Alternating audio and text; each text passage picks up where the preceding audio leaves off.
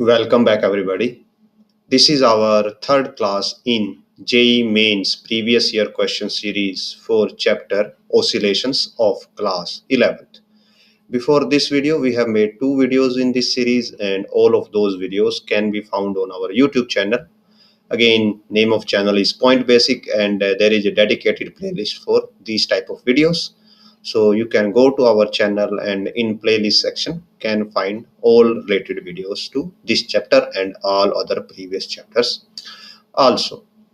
Similarly, we have also started same type of series for NEET previous years. So you can also go to playlist section and find their relevant playlist. And if you find these videos useful, then do like these videos, share them as much as possible, and subscribe to our channel. It helps a lot when you share and subscribe. Also, if you want to support us financially, you can scan any of these QR codes and help us with whatever amount you want. With your help, we will be able to keep on making these videos and bring you quality content. So with this, let's start today's video. We have covered up to question number 25 in previous video. This one, the last question, I think, which we have covered. Now today, we will start with 26th. So here it is. A block of mass 0.1 kg connected to elastic spring of spring constant is given and oscillates in a medium of constant. So medium constant is given. I think it will be B. The energy system dissipates its energy gradually. धीरे धीरे energy dissipate होती है. Time taken for its mechanical energy of vibration to drop half of initial value is closest to. तो हमें ये बताना है कि जो मैकेनिकल एनर्जी है उसको जो एनर्जी है उसको हाफ होने में, उसको हाफ डिसिपेट होने में कितना टाइम लगने वाला है. सो फॉर दिस हमें ये पता है, बिकॉज ये सिस्टम यहाँ पे ऑसिलेट कर रहा है, तो ये किस टाइप का मोशन होगा हमारे पास? SHM टाइप का मोशन होगा.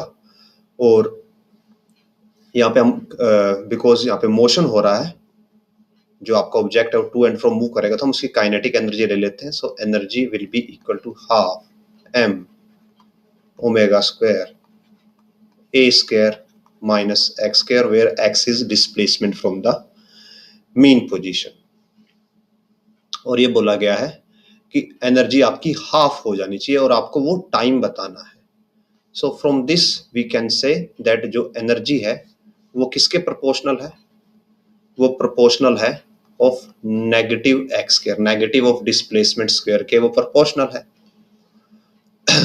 और यहाँ से ये बोला गया कि जब एनर्जी हाफ हो जाए तो आपको वो वैल्यू बतानी है टाइम की. सो हम यहाँ से क्या करते हैं, पहले हम प्रोपोर्शनलिटी का यूज करके डिस्प्लेसमेंट की वैल्यू निकालते हैं और फिर डिस्प्लेसमेंट का वैल्यू का यूज करके बट वी डू हम एक्स की वैल्यू के लिए फर्दर टाइम कैलकुलेट करेंगे कि किस टाइम पे वो हाफ होगी.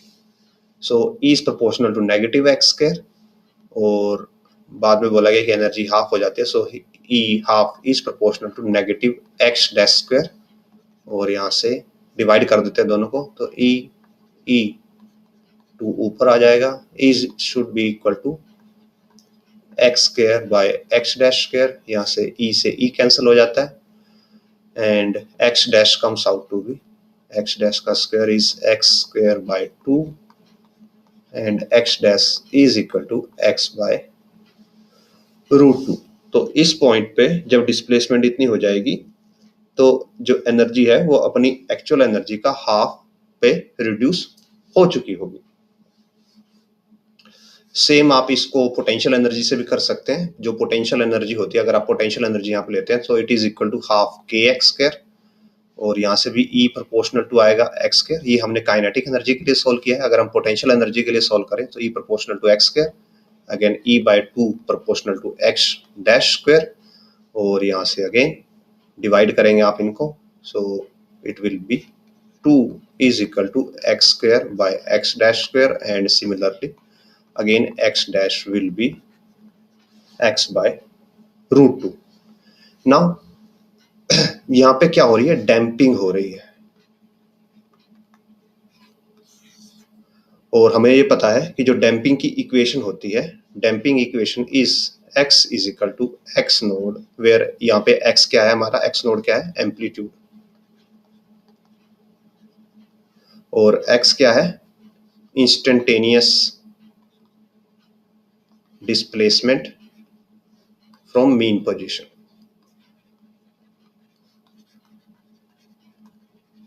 सो x is equal to x naught e raise to power b, जहाँ पे b डैम्पिंग कांस्टेंट होता है, t टाइम, और m हमारे पास होता है मास।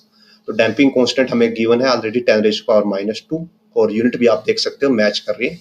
b की यूनिट क्या होनी चाहिए, डिवाइड में मास होना चाहिए और मल्टीप्लाई में टाइम होना चाहिए, यानी कि second by KG, sorry reverse बोल दिया, केजी पर सेकंड होनी चाहिए यूनिट, और यहाँ पे आप देख सकते हैं कि इसकी यूनिट केजी पर सेकंड ही है। सो नाउ कमिंग टू, ये हमारा फॉर्मूला है, बेसिक फॉर्मूला। तो अब हमारा जो इंस्टेंटेनियस एम्पलीट्यूड है उसकी वैल्यू है x/√2, जो हमारा एक्चुअल एम्पलीट्यूड है, मैक्सिमम एम्पलीट्यूड, वो हमारा a होगा, और इस सिनेरियो में हम उसको x लेके चलेंगे, बिकॉज मैक्सिमम यहाँ पे x की मैक्सिमम वैल्यू a के इक्वल हो सकती है, राइट। अगर आप इस इक्वेशन में देखते हैं तो x की मैक्सिमम वैल्यू a हो सकती है, तो मैक्सिमम एम्पलीट्यूड a है और x की भी मैक्सिमम वैल्यू a है, और यहाँ पे आपको एम्पलीट्यूड ही पुट करना होता है, तो a और x इक्वल होंगे मैक्सिमम वैल्यू के लिए। सो यहाँ पे हमने x कर दिया, इज इक्वल टू -bt/m, यहाँ पे x से x कैंसिल हो जाता है, we will left with 1/√2 is equal to e raised to power bt/m। दोनों साइड का ln ले लेते हैं और यहाँ पे नेगेटिव साइन एडजस्ट हो जाएगा ln लेते हुए, सो ln√2 is equal to bt/m, और यहाँ से टाइम आ जाता है मास ln√2 divide by b। Now values put करते हैं। मास है हमारे पास 0.1 एंड कांस्टेंट है 10⁻²। सो मास है 0.1 यानी कि 10⁻⁻1 ln√2, और b है 10⁻², तो दिस विल बी 10 ln√2, और जो ln√2 होता है वो 0.3 होता है, 0.345, सो दिस विल बिकम 10 × 0.345, और 3.45 सेकेंड, और 3 जो हमारा अप्रोक्सीमेट आंसर मैच करेगा 3.5 सेकेंड, ऑप्शन बी के साथ आंसर मैच करता है। नाउ नेक्स्ट क्वेश्चन की तरफ बढ़ते हैं। सो सिंपल पेंडुलम है हमारे पास, graph plotted between kinetic energy and potential energy हमें बताना है यहाँ पे।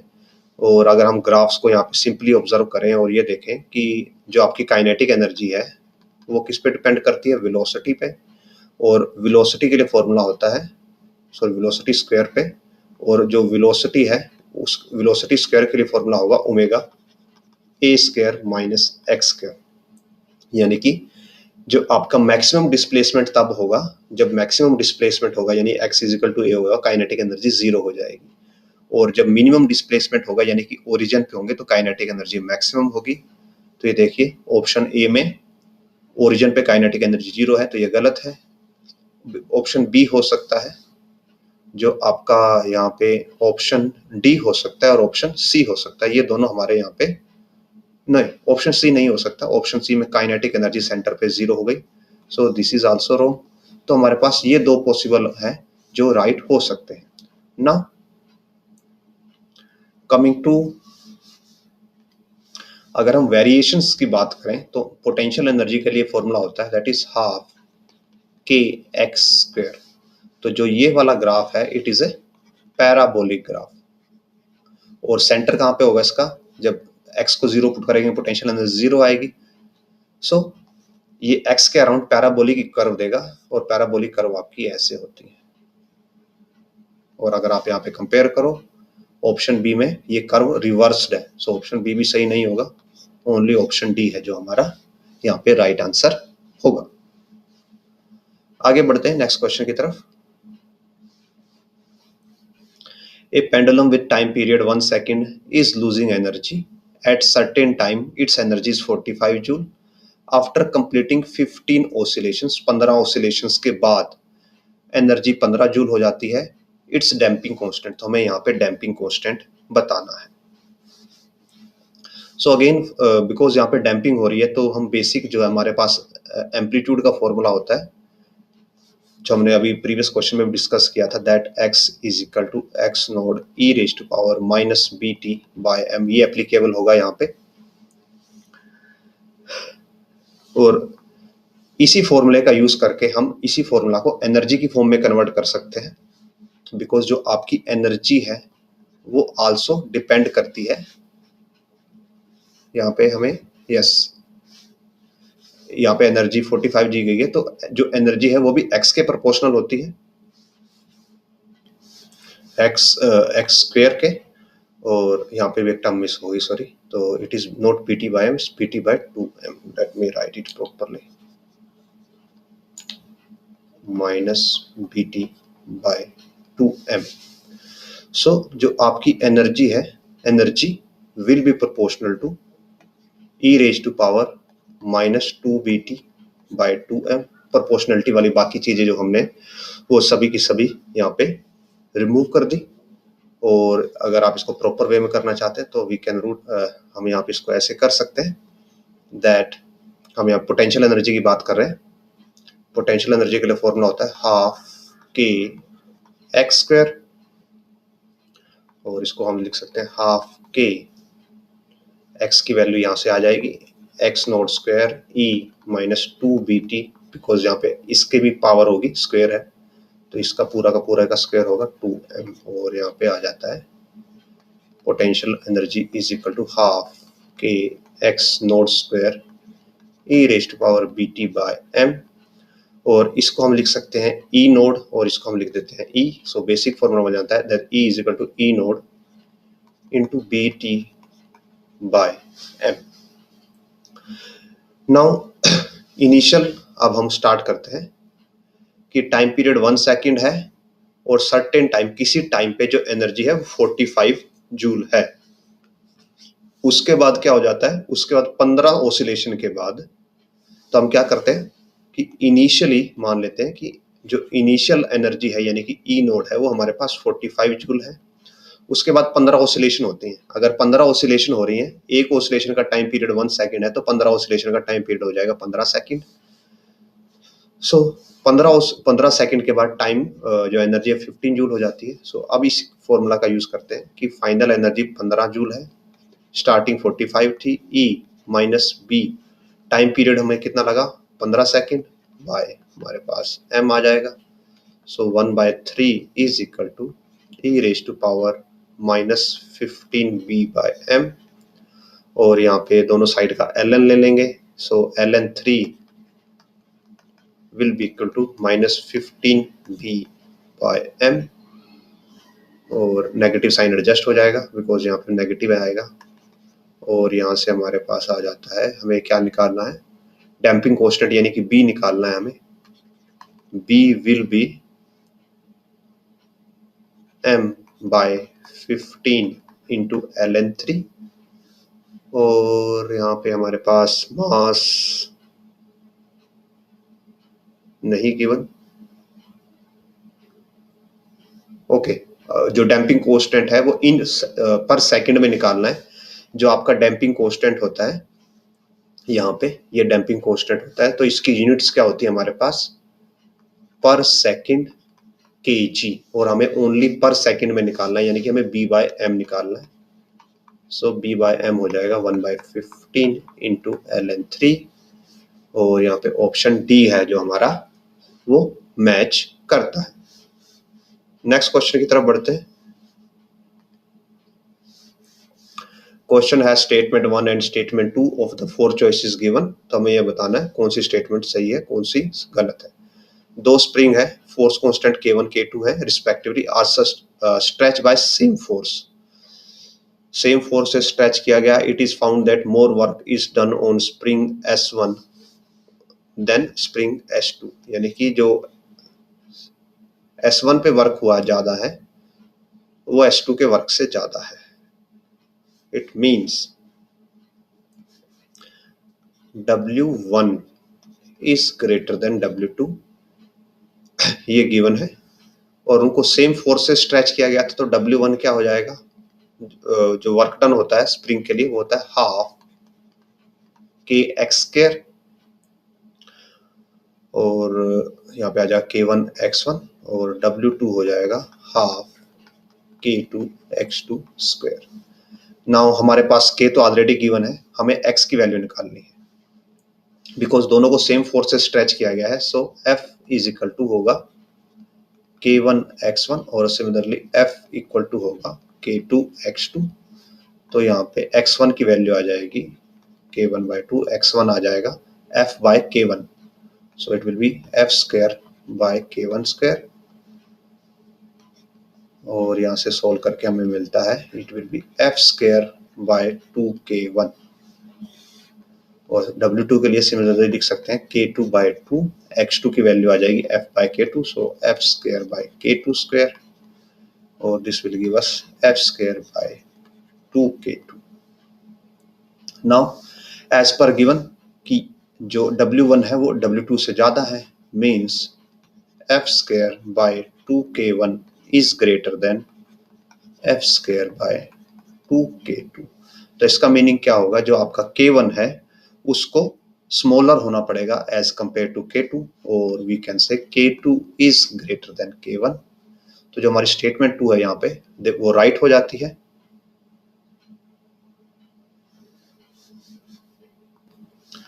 Now moving to first statement, if stretch by same amount work done on S1, यहाँ पे जो हमारी फर्स्ट स्टेटमेंट है वो क्लियर नहीं है, बट सेकंड स्टेटमेंट हम श्योरली बोल सकते हैं। सो यहाँ पे ऐसा हो सकता है कि अगर stretch by same amount work done on S1 is greater than work done on S2, अगर हम ये देखें अगर सेम अमाउंट से स्ट्रेच किया जाता है तो सिनेरियो में ये हो जाएगा हाफ k1x², ये W1 हो जाएगा, और W2 हो जाएगा हाफ k2x², और हमें ये पता है कि k2 ग्रेटर देन है k1 से, तो उस सिनेरियो में मीनिंग होगा बिकॉज k2 ग्रेटर है और दोनों के लिए x सेम है, तो W2 ग्रेटर हो जाएगा W1 से। सो यहाँ पे हमारी स्टेटमेंट आगे पूरी क्लियर नहीं है, तो हम आंसर तो नहीं पता कर सकते, बट हाँ हमने ये स्टेटमेंट 2 है जो वो कंक्लूड कर ली है। नेक्स्ट क्वेश्चन की तरफ बढ़ते हैं।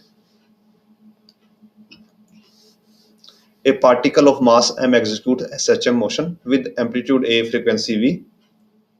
Average kinetic energy during its motion from the position of equilibrium to the end is। तो हमें ये बताना है कि एवरेज काइनेटिक एनर्जी यहाँ पे कितनी होगी, तो काइनेटिक एनर्जी का हमें यहाँ पे एवरेज फाइंड आउट करना है। सो फॉर दैट हम क्या करते हैं, पहले काइनेटिक एनर्जी के लिए इक्वेशन फॉर्म करते हैं, और देन हम उसको फर्दर उसके लिए एवरेज वैल्यू फाइंड आउट करेंगे। सो फॉर दैट हम क्या करते हैं, स्टार्ट करते हैं कि बेसिक इक्वेशन लेते हैं x is equal to x naught sine omega t, और यहाँ से वेलोसिटी आ जाएगी x naught omega cos omega t, और काइनेटिक एनर्जी हो जाएगी half m omega square half m into हमारे पास वेलोसिटी है, so half m into velocity का square, that will be x square omega square cos square omega t. और अब हमें इसकी क्या फाइंड आउट करनी है, एवरेज वैल्यू। अभी आप इसको एक अदर वे में भी कर सकते हैं, बिकॉज यहाँ पे ऑलरेडी मेंशन है कि ये SHM है, तो SHM में हमें पता है दैट की जो वेलोसिटी होती है, वेलोसिटी के लिए फॉर्मूला होता है omega a square minus x square, हमारे पास ऑलरेडी फॉर्मूला होता है। सो अगर इस वे में हम लिखें तो kinetic energy will be half m omega square into a square minus x square आएगा, और x की वैल्यू हम फिर से यहाँ से पुट कर सकते हैं, और यहाँ पे एम्पलीट्यूड हमने x नोड लिया है, तो पुट करके आपके पास अगेन यहाँ पे सेम यही एक्सप्रेशन आएगा काइनेटिक एनर्जी के लिए, और इसकी एवरेज वैल्यू हमें फाइंड आउट करनी है। अब जब भी हमें एवरेज वैल्यू फाइंड आउट करनी होती है तो हम क्या करते हैं, इंटीग्रेशन करते हैं ओवर द टाइम पीरियड। और फिर उसके लिए हम एवरेज वैल्यू फाइंड आउट कर सकते हैं। यहाँ पे हम पूरे टाइम पीरियड के लिए मीन्स 0 to t के लिए इंटीग्रेशन करें। अब अगर हम यहाँ पे देखते हैं कि वेरिएबल कौन कौन है, तो हाफ कांस्टेंट है, m कांस्टेंट है, x नॉट स्क्वायर कांस्टेंट है, ओमेगा भी कांस्टेंट है। तो इनकी एवरेज वैल्यू तो बिकॉज ये ऑलरेडी कांस्टेंट है तो एवरेज वैल्यू इन्हीं के इक्वल होगी। यहाँ पे ओनली वेरिएबल क्या है, cos स्क्वायर ओमेगा t, तो हमें cos स्क्वायर ओमेगा t की वैल्यू फाइंड आउट करनी होगी, एवरेज वैल्यू। सो वो हम फाइंड आउट करते हैं और कितने टाइम पीरियड में, यहाँ पे during the motion to equilibrium to the end means पूरी एक मोशन के लिए हम फाइंड आउट करेंगे। तो 0 to t के लिए cos square omega t, average value find out करनी होती है तो dt से मल्टीप्लाई करते हैं और डिवाइड में dt का इंटीग्रल रखा जाता है। सो this will be the average value of cos square omega t और इसको डिनोट किया जाएगा ऐसे एरोज में लिख के। इसकी हम एवरेज वैल्यू फाइंड आउट कर रहे हैं। So cos square omega t को हम लिख सकते हैं 1 plus cos 2 omega t by 2 0 to t dt, और जब इसको नीचे वाले पार्ट को सोल्व करेंगे तो ये तो हमें टाइम t ही देगा।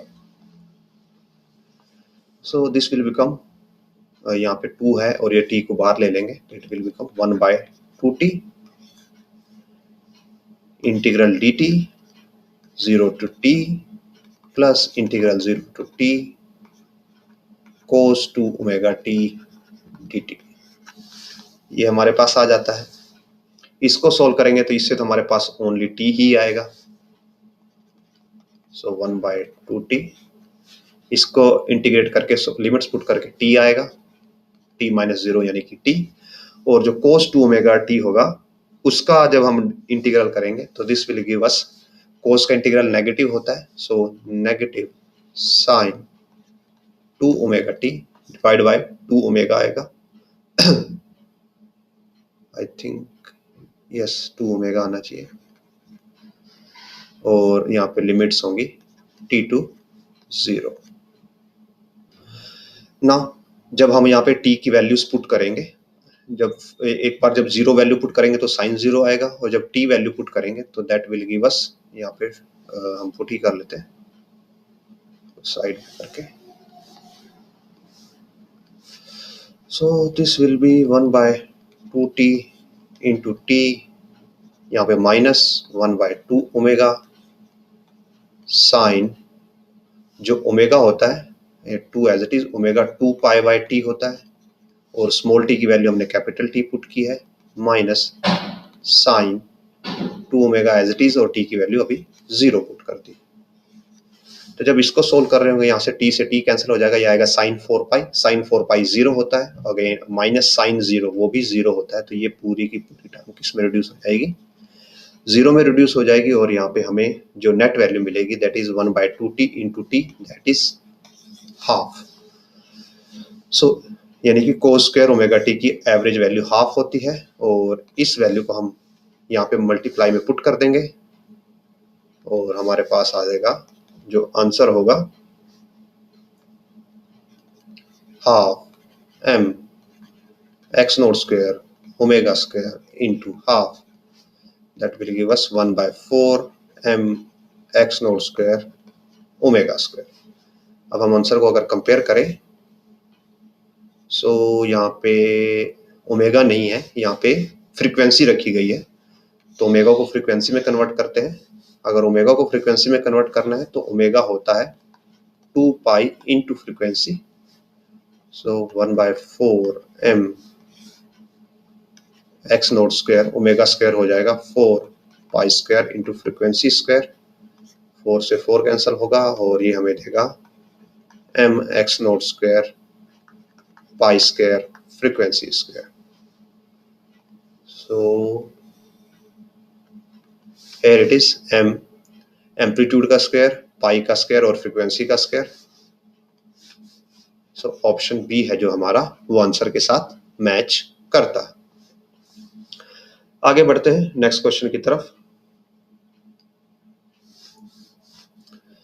Starting from the origin, a body oscillates simple harmonic oscillation for 2 seconds.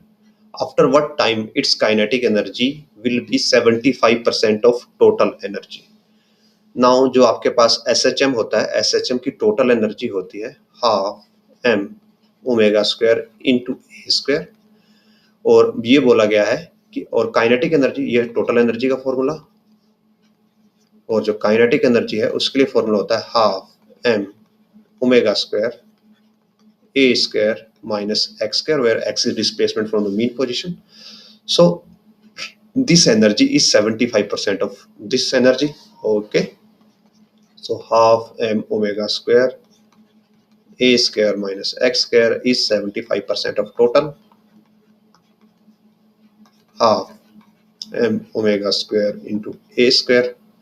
So ये दोनों कैंसिल हो जाते हैं यहाँ पे, और ये देता है हमें 3/4, 4 यहाँ पे मल्टीप्लाई हो जाएगा, 4a square minus 4x square is equal to 3a square, यहाँ पे सब्ट्रैक्ट होंगे, एडजस्ट करेंगे, a square will be equal to 4x square, और x की वैल्यू आ जाती है a स्क्वायर बाय 4 का अंडर रूट, यानी कि plus minus a by 2। Now हमें यहाँ पे बिकॉज टाइम निकालना है, तो व्हाट वी डू, हमारे पास x की इक्वेशन वैल्यू आ चुकी है, और x के लिए बेसिक SHM इक्वेशन होती है that x is equal to x naught sine omega t, where x naught amplitude है मैक्सिमम, जो कि हम यहाँ पे a से रिप्रेजेंट कर रहे हैं। x की वैल्यू आ जाती है a by 2, maximum amplitude a sine omega t, ये cancel, half is equal to sine omega t. Now sine omega t अगर हाफ है तो वो कितने पे होता है, साइन हाफ होता है 30 डिग्री, यानी कि pi by 6 radian, equal to omega 2 pi by t होता है इंटू स्मॉल टी, पाई से पाई कैंसिल हो जाता है, और स्मॉल टी की वैल्यू आती है कैपिटल टी बाय 12। अब अगर टाइम पीरियड 1 सेकेंड गिवन है तो आंसर हो जाएगा option D, simple harmonically with period of 2 second. So time period यहाँ पे 2 सेकेंड गिवन है, अगर टाइम पीरियड 2 सेकेंड गिवन है तो हमारा आंसर आया है small t is equal to capital t by 12, so it will be 2 by 12 or 1 by 6. So here it is, option A will be the right answer. आगे बढ़ते हैं next question की तरफ। Total energy of a particle executing SHM of motion is, so यहाँ पे पूछा गया total energy, तो टोटल एनर्जी किस पे डिपेंड करती है, टोटल एनर्जी का फॉर्मूला होता है half k a square, where a is the amplitude, maximum amplitude जो होगा, और x यहाँ पे एज पर बोला गया है x is the displacement from the mean position, तो x पे डिपेंड नहीं करती, option a independent of x। Next question, body execute SHM, the potential energy, kinetic energy, total energy are measured as a function of displacement x. Which of the following is true? Kinetic energy is maximum at 0, total energy is 0 at x is equal to 0, तो ये तो गलत है, total energy कभी 0 नहीं होती। Kinetic energy maximum at x is equal to maximum, तो नहीं, जब आपका मैक्सिमा होता है तो काइनेटिक एनर्जी 0 हो जाती है, और potential energy is maximum at x is 0, तो ये भी गलत है, पोटेंशियल एनर्जी x इज 0 पे 0 होती है, बिकॉज पोटेंशियल एनर्जी का फॉर्मूला होता है half k x square. So only जो ऑप्शन ए है that is the right answer. Next question, in simple harmonic oscillator at mean position, kinetic mean position पे जहाँ पे x 0 होगा तो आपकी जो काइनेटिक एनर्जी है वो मैक्सिमम होगी और पोटेंशियल एनर्जी मिनिमम होगी। So option C, kinetic is maximum, potential is minimum. Next question,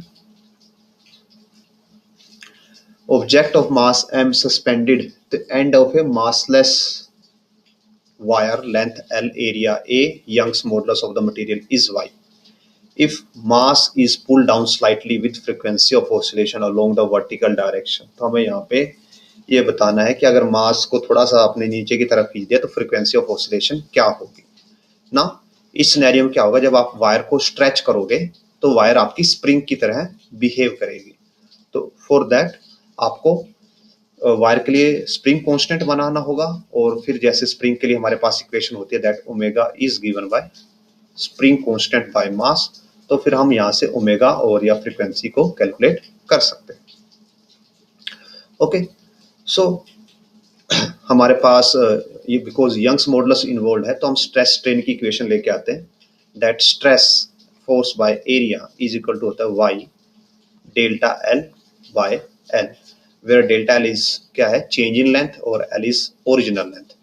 और अगर आपको स्प्रिंग की इक्वेशन याद हो, स्प्रिंग के लिए इक्वेशन होती है F is equal to minus k x, और अगर हम यहाँ पे ओनली मैग्नीट्यूड वाइज देखें तो यहाँ पे हमारे पास ये के एक्स होती है, और यहाँ पे जो ये वाला एक्स है ये क्या होता है, change in length of spring. और आप इसको मोर प्रोनाउंसली ऐसे लिख सकते हैं, फिजिकल टू के डेल्टा एक्स माइनस में, यहाँ पे डेल्टा एक्स क्या है, चेंज इन लेंथ। तो हम यहाँ पे भी सेम टाइप की इक्वेशन बनाएंगे, तो यहाँ से एफ क्या हो जाएगा, Y A by L into delta L. तो ये जो वैल्यू है यहाँ पे ये किसके इक्विवेलेंट होगी, ये स्प्रिंग कांस्टेंट के इक्वल होगी, यानी कि के आ जाता है इस सिनेरियो के लिए वाई ए बाय एल। और हमें फ्रीक्वेंसी निकालनी है तो ओमेगा होता है 2 pi into frequency is equal to k की वैल्यू आ चुकी है वाई ए बाय एल और divide by mass. So frequency comes out to be 1/2 pi Y A by L m. So Y A L m 1/2 pi, option B हमारा यहाँ पे right answer होगा। आगे बढ़ते हैं नेक्स्ट क्वेश्चन की तरफ। When a particle of mass m is attached to a vertical spring and released, motion is described by this equation where y is measured from the lower end of the unstretched spring। तो हमें यहाँ पे इसके लिए omega की value बतानी है। सो to solve this, इसके लिए हमें कुछ जो स्प्रिंग का बेसिक्स है उसको पहले सोल्व करना होगा। नाउ अज्यूम कीजिए कि अगर हमारे पास कोई स्प्रिंग है और उस पर हम कोई मास m हैंग कर देते हैं, तो जब ये इक्विलिब्रियम पोजीशन में होगा तो इक्विलिब्रियम पोजीशन के लिए हमारे पास सपोज कीजिए कि जो स्प्रिंग है आपका उसके अंदर एक्सटेंशन x है। तो इक्विलिब्रियम पोजीशन के लिए अगर एक्सटेंशन x है तो k x is equal to m g होता है, और x की वैल्यू हमारे पास आ जाती है एम जी बाय के। ये तो हो गया इक्विलिब्रियम पोजीशन। बट अगर आपको ये निकालना हो कि मैक्सिमम कितना एक्सटेंशन होगा, कि जैसे आप इसको हैंग करोगे और हैंग करने के बाद रिलीज करोगे तो ये ऑसिलेट करेगा इस इक्विलिब्रियम पोजीशन के अराउंड। ये तो इसकी इक्विलिब्रियम पोजीशन है, जब ये इसकी इक्विलिब्रियम पोजीशन के अराउंड रोटेट करेगा तो ये नीचे जाएगा। तो जब ये नीचे जाएगा, सपोज कीजिए ये अपनी पोजीशन से we can say h value तक नीचे जाता है, अपनी मीन पोजीशन से एच वैल्यू तक नीचे जाता है, तो उस सिनेरियो में क्या होगा, जो आपका मास है वो पोटेंशियल एनर्जी लूज करेगा, और we can say m g h is equal to हो जाएगा जो पोटेंशियल के अंदर स्प्रिंग के अंदर एनर्जी स्टोर होगी, that will be half k h square, because spring के अंदर एक्सटेंशन एच आई है। और इस सिनेरियो में we can easily say that यहाँ से एच कैंसिल हो जाता है और एच की वैल्यू आ जाती है 2mg बाई के, और ये ट्वाइस ऑफ एक्स होती है। मीन्स जब आपका स्प्रिंग स्ट्रेच होता है तो उसका जो एम्पलीट्यूड है, जो मैक्स वैल्यू गया इक्विलिब्रियम पोजीशन, उसका हाफ होता है। और अगर आप यहाँ पे देखिए जो स्प्रिंग का मोशन है, स्प्रिंग के मोशन के लिए इक्वेशन है हमारे पास y इज equal to y naught sine square omega t. तो जब हम यहाँ पे बैलेंसिंग इक्वेशन लिखेंगे that k into stretching is equal to, because mass m है mg, तो यहाँ पे जो x है वो क्या होगा, एम्पलीट्यूड का हाफ होगा, बिकॉज जो y नोड है यहाँ पे मैक्सिमम वैल्यू है और इक्विलिब्रियम पोजीशन इसका हाफ होता है। So k into y naught by 2 is equal to m g, और हमारे पास यहाँ से k बाय m की वैल्यू आ जाती है, it comes out to be 2g by y naught. Now हमें ये पता है कि अगर आपके पास कोई ऐसा स्प्रिंग ऑसिलेशन सिस्टम है तो उसके लिए जो एंगुलर फ्रीक्वेंसी होती है वो under root k by m होती है, और हमारे पास के बाय एम की वैल्यू आ चुकी है, that is 2g by y naught. तो ये हमारे पास यहाँ पे क्वेश्चन फिनिश हो जाना चाहिए। बट जो आपके स्प्रिंग की ओसिलेशन की फ्रीक्वेंसी है वो यहाँ पे ओमेगा नहीं है, बिकॉज यहाँ पे आपके पास साइन स्क्वायर ओमेगा टी है। तो आपको ओमेगा की एक्चुअल वैल्यू यहाँ पे फाइंड आउट करनी होगी। यहाँ पे एक्चुअल वैल्यू ओसिलेशन की ओमेगा, एंगुलर फ्रीक्वेंसी ओमेगा नहीं है। तो हम इसको सोल्व करेंगे और यहाँ से एक्चुअल ओमेगा फाइंड आउट करेंगे। उसके लिए क्या करेंगे, इसको हम सेपरेटली सोल्व करेंगे। That y t is equal to y naught times sine square omega t है। साइन स्क्वायर ओमेगा टी को हम लिख सकते हैं 1 minus cos 2 omega t by 2, और this will be y t into y naught minus 2 minus y naught by 2 cos 2 omega t, and so yt minus y naught by 2 is equal to negative y naught by 2 cos omega t। और इसको हम लिख सकते हैं y double dash is equal to minus y naught by t 2 cos 2 omega t। तो जो हमें oscillation यहाँ पे दिया गया था उसकी एक्चुअल एंगुलर फ्रीक्वेंसी हमारे पास क्या है, 2 ओमेगा है, ना कि ओमेगा। सो तो यहाँ पे 2 ओमेगा की वैल्यू होगी under root k by m, और so 2 omega is equal to under root 2 g by y naught, और यहाँ से ओमेगा की वैल्यू हम फाइंड आउट कर सकते हैं as per ask in question. It will be, ये नीचे जाएगा तो 4 हो जाएगा, और 4 होगा तो ये बन जाएगा जी बाय 2 वाई नोड। और अब अगर हम कंपेयर करें, यहाँ पे स्पेसिफिकली ओमेगा पूछा गया है, सो जी बाय 2 वाई नोड, ऑप्शन जो हमारा सी है that will be the answer. अगर यहाँ पे ये पूछा जाता कि जो आपका ये स्प्रिंग है इसकी ओसिलेशन फ्रीक्वेंसी बताओ, अगर ओसिलेशन फ्रीक्वेंसी पूछा जाता तो हमारा आंसर ये आता 2g बाय वाई नोड, ये हमारा आंसर होता, बिकॉज ओसिलेशन फ्रीक्वेंसी क्या है, 2 ओमेगा है। बट स्पेसिफिकली ओमेगा पूछा गया है, दैट्स वाई हमें ओमेगा की वैल्यू अलग से कैलकुलेट करनी पड़ी, और वो आएगी g बाय 2 y naught. Now moving to next question. So a block of mass m attached to a massless spring is performing oscillatory motion at amplitude a on the frictionless horizontal plane। तो कोई friction नहीं है। If half of the mass of the block breaks off when it is passing through equilibrium point, यानी कि mean point से पास कर रहा है, उस टाइम पे मास आधा टूट जाता है या अलग हो जाता है, तो बताना है कि एम्पलीट्यूड ऑफ द ऑसिलेशन जो हमारा न्यू सिस्टम है वो कितने टाइम्स हो जाएगा एज पर ओल्ड, कि जो न्यू का एम्पलीट्यूड है वो पुराने के रिस्पेक्ट में कितना रहेगा, रेशियो कितना रहेगा। नाउ एज पर मेंशन कि जो आपका सिस्टम है ब्रेक ऑफ कब होता है, या आपका जो मास है वो कब ब्रेक होता है, जब वो अपनी मीन पोजीशन से पास कर रहा है। और जब भी वो अपनी मीन पोजीशन से पास करेगा तो क्या होगा, मोमेंटम तो कंजर्व रहेगा, p विल बी कंजर्व। तो हम इसी कंजर्वेशन का यहाँ पे यूज करेंगे, मोमेंटम कंजर्वेशन का यूज करेंगे ताकि हम क्वेश्चन को सॉल्व कर सकें। नाउ एट मीन पोजीशन जो वेलोसिटी होती है इज मैक्सिमम, और v मैक्स कितना होता है मीन पोजीशन के लिए, it is given by a omega.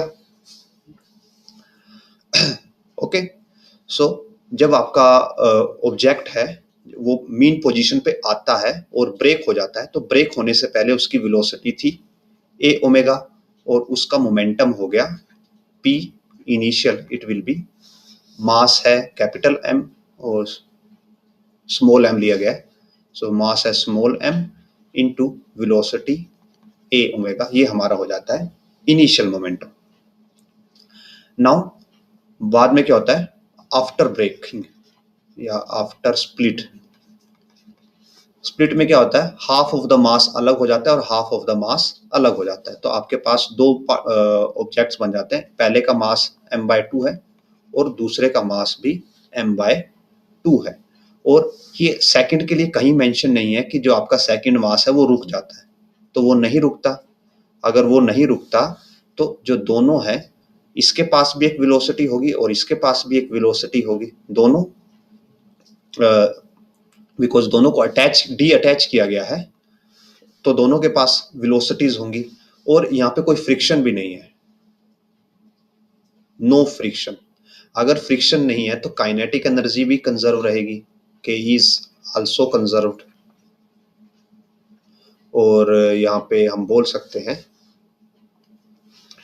और जब आपके दोनों पार्टिकल एक दूसरे से स्प्लिट होंगे, दोनों मासेस, सपोज कीजिए ये जो मास है, जब जॉइंट है दोनों के दोनों, उसके बाद जब दोनों एक दूसरे से स्प्लिट होंगे, दोनों एक दूसरे से अलग अलग होंगे, ये m/2 हो जाता है और ये m/2 हो जाता है, तो दोनों की वेलोसिटी भी इक्वल रहेगी, बिकॉज यहाँ पे कोई फ्रिक्शन नहीं है। स्प्लिट होने से पहले दोनों पार्ट्स की वेलोसिटी इक्वल है, तो स्प्लिट होने के बाद भी दोनों पार्ट्स की वेलोसिटी यहाँ पे इक्वल ही रहेगी। तो आफ्टर स्प्लिट हम वेलोसिटी मान लेते हैं कि वो v डैश होगी। So according to moment conservation of momentum, p initial will be equal to p final, और p इनिशियल है हमारे पास ma ओमेगा, और p फाइनल हो जाएगा, दोनों मासेस को ऐड करेंगे बिकॉज दोनों के पास सेम वेलोसिटी है, तो m/2 into v dash plus m/2 into v dash, जो कि हो जाता है m इंटू v डैश। तो यहाँ से हमारे पास क्या आता है कि m से m कैंसिल हो जाएगा और जो v डैश है is equal to a omega आएगा। नाउ अब ये जो v डैश है, it is maximum velocity of system with mass m/2। Maximum velocity क्यों है?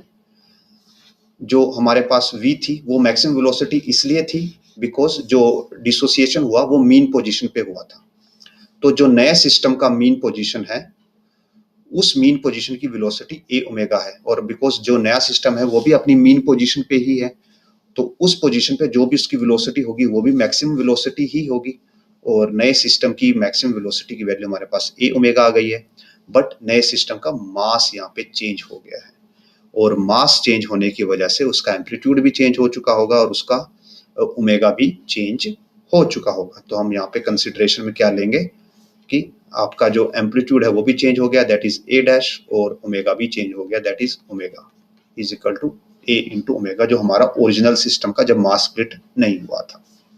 सो a डैश ओमेगा की वैल्यू होती है √k/m, because spring as it is है तो k एज इट इज रहेगा, मास स्प्लिट हो गया सो मास m/2 हो गया, a एज इट इज, और ओल्ड सिस्टम के लिए स्प्रिंग कांस्टेंट k है और मास था m। और यहाँ से दोनों के लिए रेशियो निकाला जा सकता है, k और m दोनों कैंसिल हो जाएंगे, ये √2 पर आ जाएगा। So a dash into √2 is equal to a, और जो हमारा a डैश आ जाएगा यानी कि new amplitude is equal to a/√2। और अगर हम इसको अब कंपेयर करें तो यहाँ पे f पूछा गया था, और f क्या है, जो न्यू एम्पलीट्यूड है is f times a, where a is old amplitude, और इट विल बी 1/√2। सो जो हमारा ऑप्शन है, option a will be the right answer. So with this, इस वीडियो को हम यहीं पे एंड करते हैं। होपफुली जो हमने यहाँ पे कवर किया है वो आपके लिए अंडरस्टैंडेबल रहा होगा, हेल्पफुल रहा होगा। अगर आपके कुछ डाउट्स हैं या सजेशन है, आप कमेंट सेक्शन में छोड़ सकते हैं, I will try to answer them all. Again, अगर आपको वीडियो पसंद आए तो लाइक कीजिए, शेयर कीजिए, चैनल को सब्सक्राइब कीजिए, and if possible do make some donation by scanning this QR code. It helps a lot to keep this series alive. So again, thanks for watching, and we will meet in next video.